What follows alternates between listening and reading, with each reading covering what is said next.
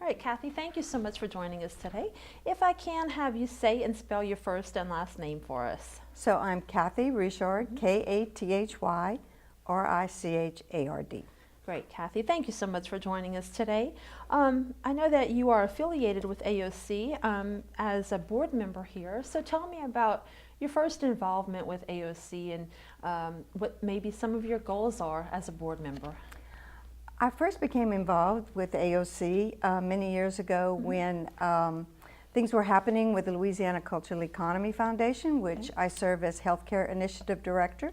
And so we were doing nonprofit little pieces, and Ed Bowie asked me if I would be interested in becoming a board member. And this was very appealing to me because, you know, First Amendment is very near and dear to my heart, and preserving that and making sure that the community is aware of what that means, especially in these days and times, what the First Amendment really means. Right, right. So tell me, where did you grow up? So I grew up in Gaydon, Louisiana, which is very rural. I'm a country mouse and grew up outside and being a tomboy and really loved it. And but once I got to be of a certain age, I was ready to get out of Gaydon and see the world. See the world. So where did you go? What did you see? I've been so fortunate. I've been able to travel to France, overseas, Belgium. I have not been to Scotland yet, in Ireland, but that's my new goal. So I've gone to Italy and the French Alps, so Switzerland, and then Quebec here in North America, and a large part of the United States out west and the East Coast. So been very fortunate to be able, my heart's dream to travel. I've been to the Caribbean and places like that. So it's fed my soul to be able to travel. You, I love the fact that you love to travel. I do too. What's your favorite vacation? What's out of all the places that you've been, what's something that comes to mind as just being the best vacation that you've taken? So I think the best vacation, I can't say it was the absolute best because my husband was not with me, because that would have been the best. But my best friend Bethany Bultman took me on my first cruise, and that happened to be on my birthday. So it was in December, and it was my very first cruise, and it was very, very special. I was in Aruba for my birthday. And so that was a very special birthday. I went on the Queen Mary, and that was also very special. But as far as having a vacation with my husband, the very best time we've ever had is we did a road trip on Route 66 to the Grand Canyon. And that was very special to be together. Did you guys camp out in the canyon itself, or take the donkey ride? We didn't camp out. The helicopter ride? Did you do that? No, we just went to the canyon and did a lot of, we did the Cadillac Ranch, and we went to other little, the Hopi resort area and some other things. So we just, my husband and I travel with no particular plans. We don't make reservations, we just go. Yeah, that's our favorite way to travel. I love that. It's so spontaneous. Exactly. It's fun, exactly. And you get to just do things off the cuff. Yes, exactly. That's a great thing to do. Where would you like to travel? Anywhere, if you could go anywhere in the world, someplace. I would love to travel back to Europe and go to Scotland and Ireland. And we have some friends who live in Denmark, so we would like to travel up there and see them there. But those are the places that are part of a bucket list for me. I have one of those wonderful books, 1,000 Places to See Before You Die, and I want to get as many tabs in that book as I can. Now, you said you've traveled to many of the states in the United States. Have you been to half of them, or is your goal to go to all 50 states at some point? My goal is not to go to all 50 states. My goal is pretty much to go to specific areas that I have a great interest in. And it also helps if you're going to see friends that live there and see things through their eyes. So being able to visit my friend in Maine and see Maine in her eyes, and that's very special. But I would say I've been to more than half. Awesome. Yeah. Kathy, describe for me what a typical day is in your life. You wake up, what happens?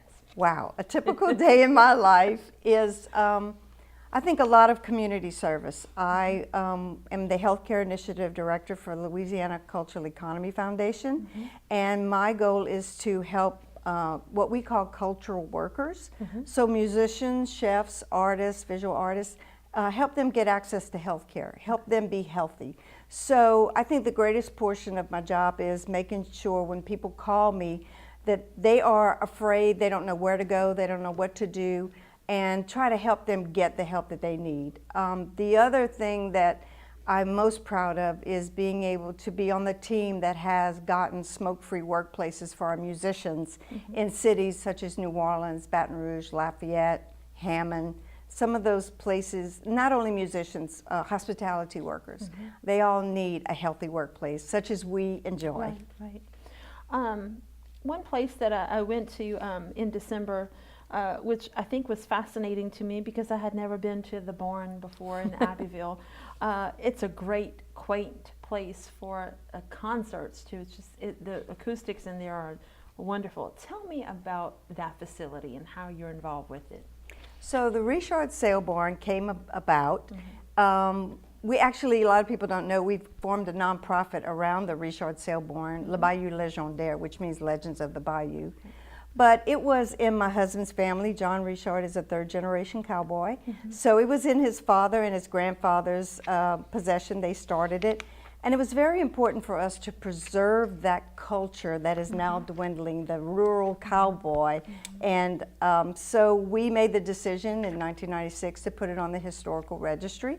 And we were quite proud because at that time the barn, there were no barns on a historical registry in Louisiana. It was the first barn to be on the historical registry. So we showed that there were cultural significance. People went there to socialize with each other when there wasn't the mass communication we have now. So once we put it on the historical registry, then okay, what are we going to do with it? And we have a lot of musician friends who were telling us that the acoustics were so wonderful. So we said, sure, let's turn it into a music venue. We love music, and it is very suited because the acoustics are so wonderful. They are. It's a labor of love over there. Yes, it is. It is. I encourage everybody to go out and check it out. You guys have some wonderful shows, very talented musicians lined And my up. husband is so critical to that success. You know, a lot of people see me out and about, but it really is, you know, my husband and I. And it's a family affair with Todd and Bethany Richard and a lot of friends, J.C. Como. So it's really a community place with community making it happen. Well, speaking of community, one of the slogans that we have here in Acadiana is Laissez le bon temps rouler, let the good times roll. How does Kathy like to let the good times roll? Wow, I let the good times roll. I love to let the good times roll. Any place I can go listen to live music that I don't have to produce it. So while it's wonderful to have places at the barn that, you know, people come, it's great to go listen to music such as there's a place in Abbeville, the Midway, that has live music, and we get to go have dinner and listen to live music. So that's actually, when I don't have to work it, that's probably the best time for me. Nice. Yeah. Now, are you musically inclined? Do you play any instruments or sing or anything? I am not musically inclined. I do not play. Well, when I was very young, I played piano, but that has been long gone, lost on me. But I just love music and come from, my first husband was a musician, so we met a lot of musicians together. And so now Johnny, my current husband, we both have an Excel live music love. And so we just enjoy treating people to music and being treated by music, you know, so that it really, both of us, it feeds our soul. Yeah. What genre of music do you like? And who are some of your favorite bands? Oh, now you put me on the spot. It could be local, it could be, you know, from the 60s, 70s, it could be back in the day to now. Wow, I have to think about that a little bit. So I love listening, you know, my old time favorites are Crosby, Stills, Nash, some of those old time greats. Current ones, I'm a big Darius Rucker fan. I love him. A lot of people don't know who Levon Helm was, so I'm a big Levon Helm fan.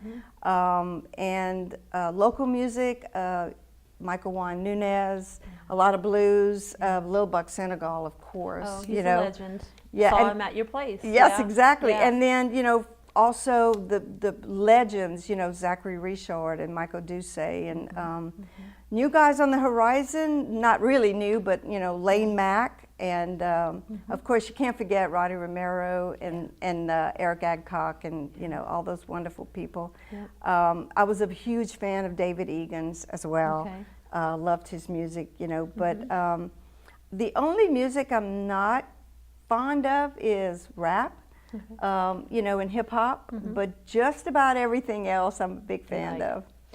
Let's go back to when Kathy was a little girl. When you were a child, what did you want to be when you grew up?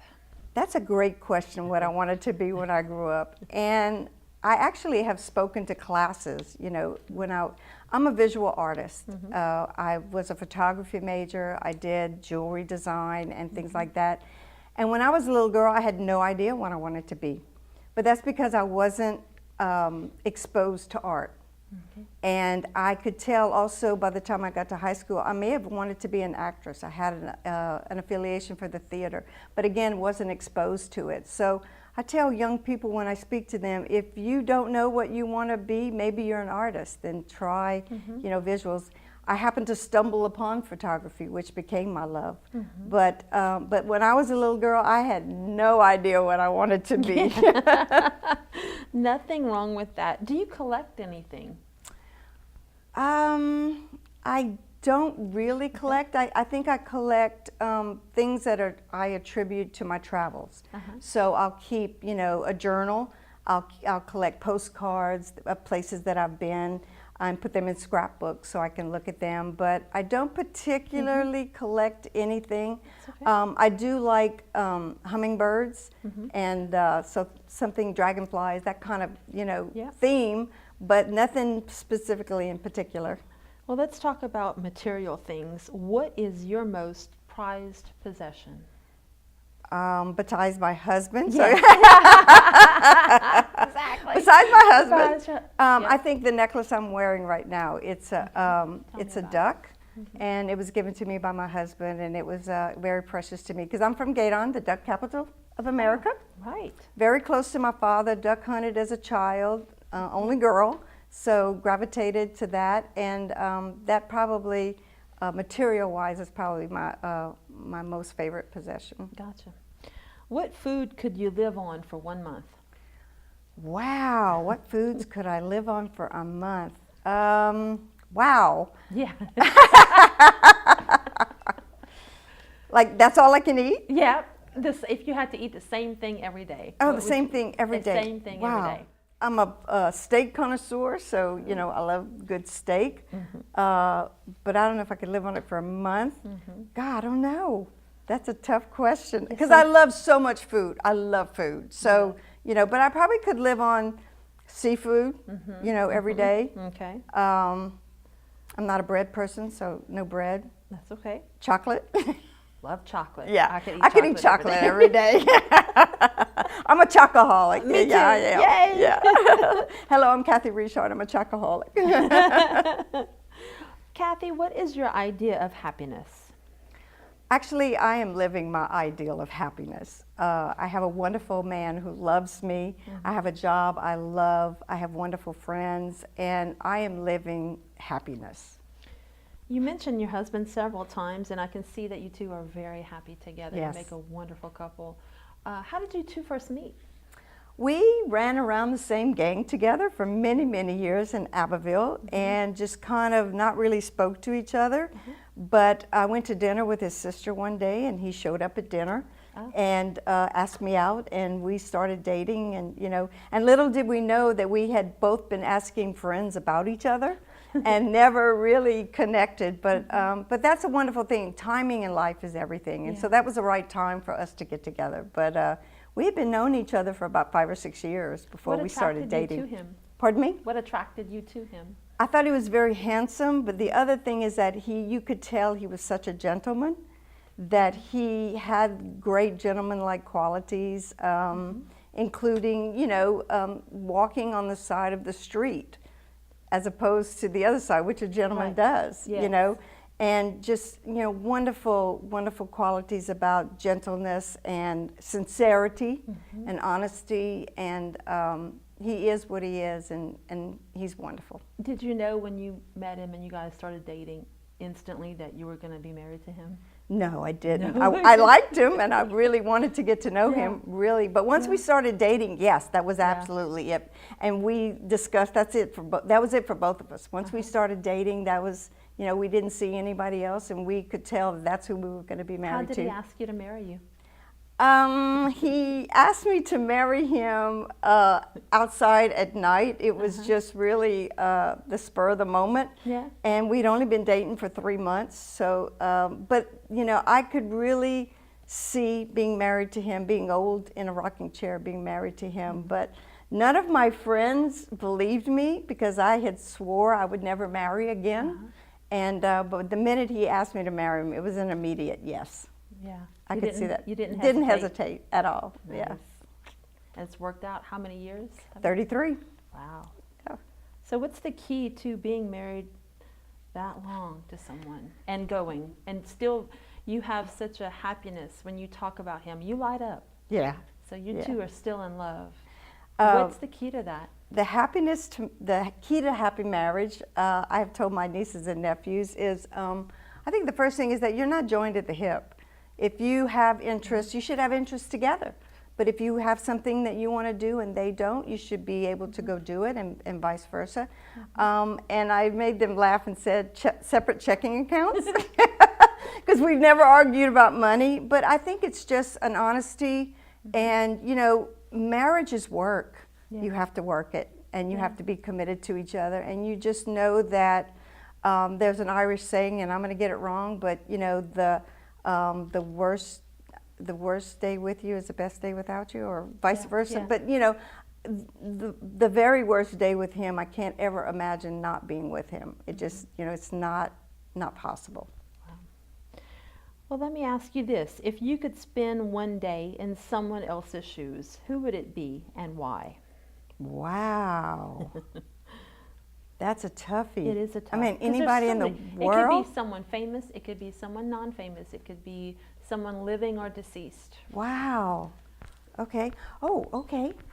If I could live in someone else's shoes, she was a photographer. She photographed the Santa Fe desert area, and she was ahead of her time. She was a lover and of Ansel Adams, and she just was a woman ahead of her time who was independent, who could be who she was at a time when women weren't supposed to be independent and weren't supposed to, and I guess being able to have that freedom of do nothing but photograph all day long in different places. If I could change my profession, that's what I would go back to be doing, is being a photographer and doing nothing but earning a living through photographs. Gotcha. Who is the most famous person that you've ever met, and what was the most interesting thing about them? Wow, okay. I'm thinking, knowing you, it could be a musician, but it might not be. It could be somebody famous that you ran into on the street. I wish I'd had these questions That's before. okay. I've been able to meet a lot of wonderful people through the Musicians Clinic. The person who makes me the most fumbled is Marcia Ball, who I dearly adore, and every time I've met her on several occasions, and I just fumble with my words because I just think she's wonderful. She's very kind. She's very gracious, meeting people, and so she is somebody that I've really admired and have been able to meet. Yeah. What is your favorite decade and why? And that could be music related, movies, clothes.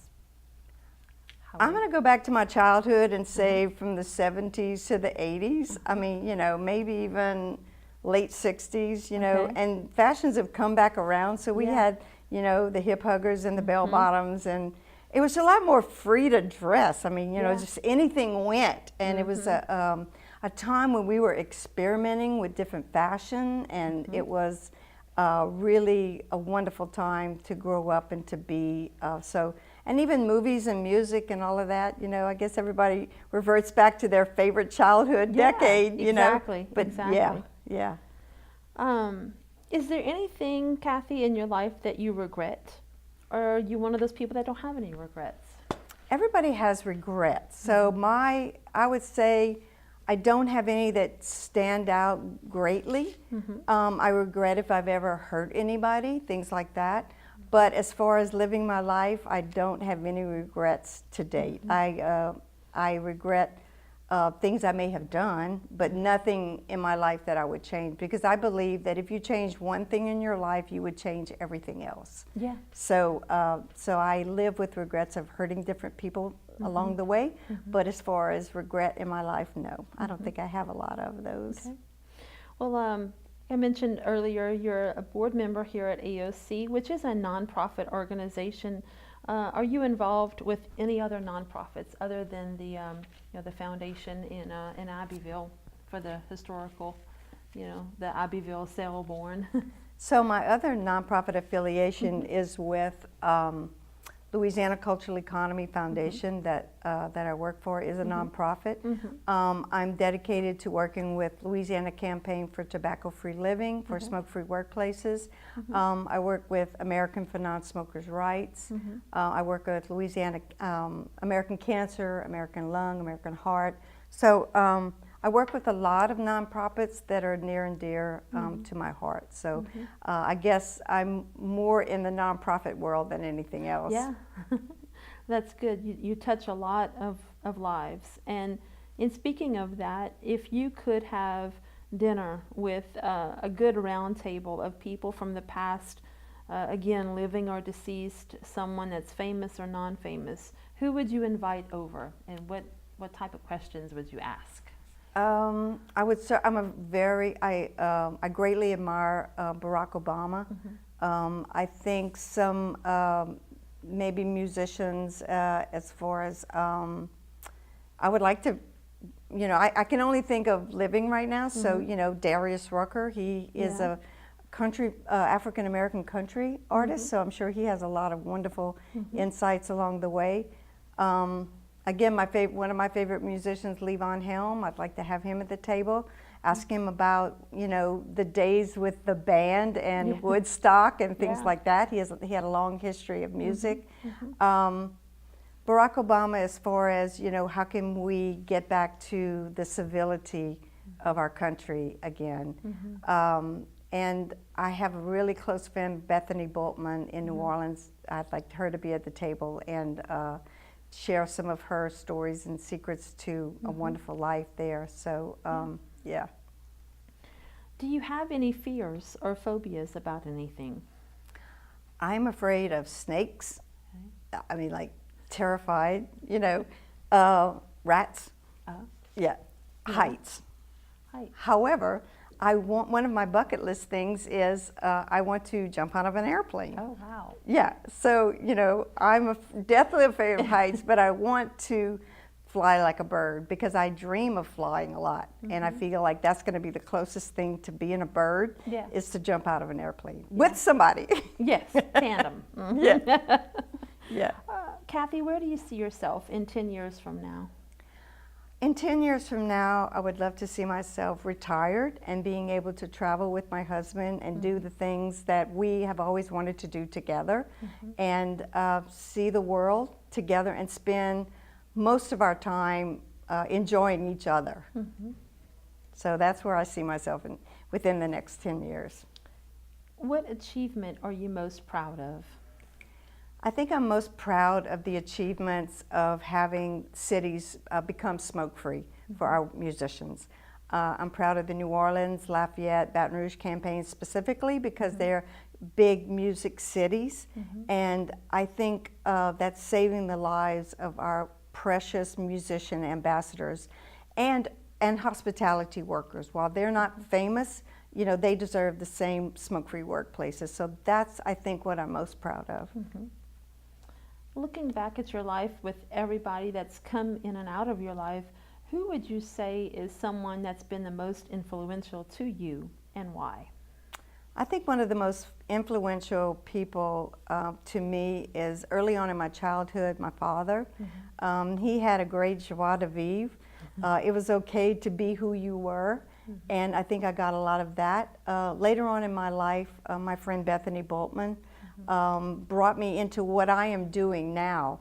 I never thought to be doing musician relief and artist relief, but she introduced me to that world and actually drew me into it when I didn't think that was a field I should be getting into. Yeah. But she absolutely said, yes, this is where you need to go. And I think the job I have now is the job God always wanted me to have. So, so she was a great influence on me. Yeah.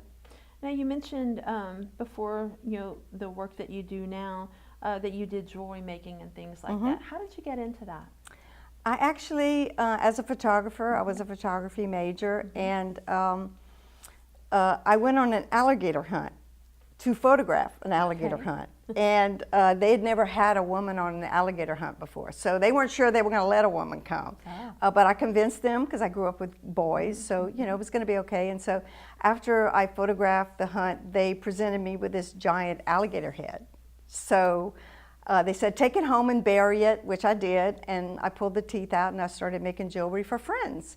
And my friends started selling them off their ears. And so I said, well, wow, this could be a business. So I started doing it in the early 90s and just started going to every festival. I did it for 20 years, then became more prolific as far as I used turquoise and silver and garnet, semi-precious stones, and tried to bring it to a true art form. And I feel like I did. Yeah. Well, you mentioned a little earlier about Festival, and Festival International is something that AOC is huge on, because we have a volunteer film crew as well as our staff that goes out there. We record the performances on the main stage. What's your favorite Festival International experience? I know you've attended several of them. Yes.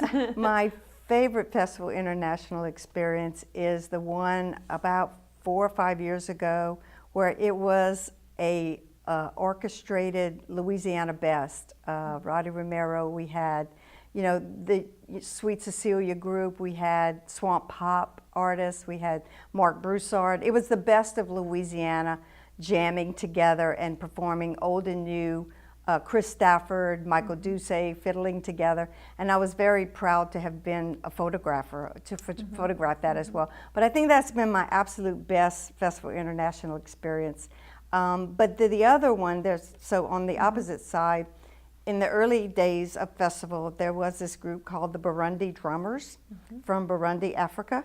And they would come through the streets, these great drummers. That's all they were acoustic drums. And many years later, we found out that those whole drummers got wiped out in a civil war.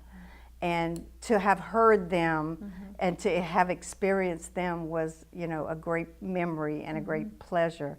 To keep that in my head, that I got to experience them. You've got that memory ingrained. Yes. Let's go back to employment. What was your very first job, and what did that teach you? So my very first job, my parents had a little ice cream stand. It was called Dot's Drive-In in Gaydon. And they started it when I was in the 1st grade. So when I got to be, I guess about in the 4th or 5th grade, I always was there. It was a family restaurant. Well, it wasn't a restaurant. It was you had to drive in and walk to the window. But we all worked together as a family. When I got to be old enough, I had sort of jobs I had to do there.